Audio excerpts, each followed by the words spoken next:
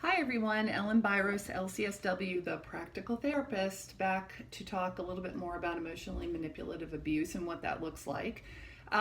Last video I left off talking a little bit about sexual abuse and what that looks like in an emotionally manipulative relationship. It does look similar to a physically abusive relationship, but it's a little bit more underlying and sinister in that manipulative people who are engaging in sexual abuse will talk about threatening to have an affair if you don't have sex with me, will withhold sex in a malicious way to punish the victim, will insist that the victim have sex with the manipulative person. You don't love me, you should have sex with me because I do X, Y, and Z for you. And so that's one of the things that people feel very guilty about, which in a future upload, I'll talk a little bit about some of the tools of emotionally manipulative people and what sorts of things they specifically do to keep someone under their power and control. Another component that's a huge issue with emotionally manipulative people is financial abuse, or not allowing the victim to have access to financial resources, or requiring that the victim account for every penny that she spends, and not allowing her to work outside of the home to earn her own money.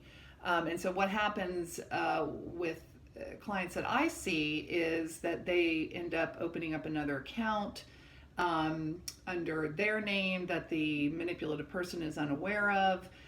But generally speaking, that's the kind of thing that should be a red flag for anybody who is questioning whether they're or they're married or in a partnership with someone who's emotionally manipulative, is that the partner wants to have control over every aspect of that person's life.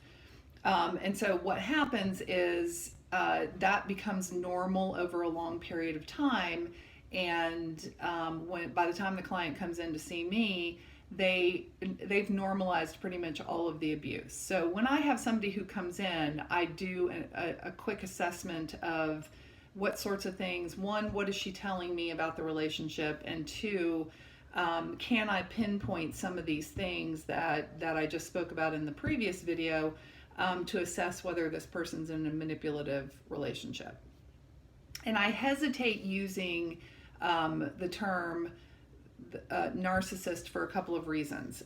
One is when I have somebody who comes in and talks to me about being in a manipulative relationship, I have no idea, nor can I diagnose somebody who's not sitting right in front of me. So I don't know if the person that is in the relationship with my client is actually a narcissist. Or has narcissistic personality disorder, which is actually a clinical diagnosis. Narcissism is not a clinical diagnosis. I can, however, pick out some of these characteristics and tell my client, this sounds like narcissistic characteristics or narcissistic abuse. And I say that because we were throwing the term narcissist around very loosely now.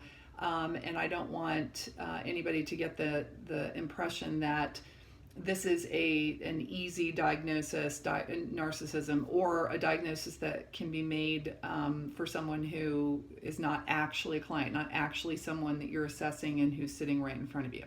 So I'll be back with future videos about emotionally manipulative relationships, and also talk about codependency or the people that are victims of manipulative people. So signing off for now. I'll talk to you later.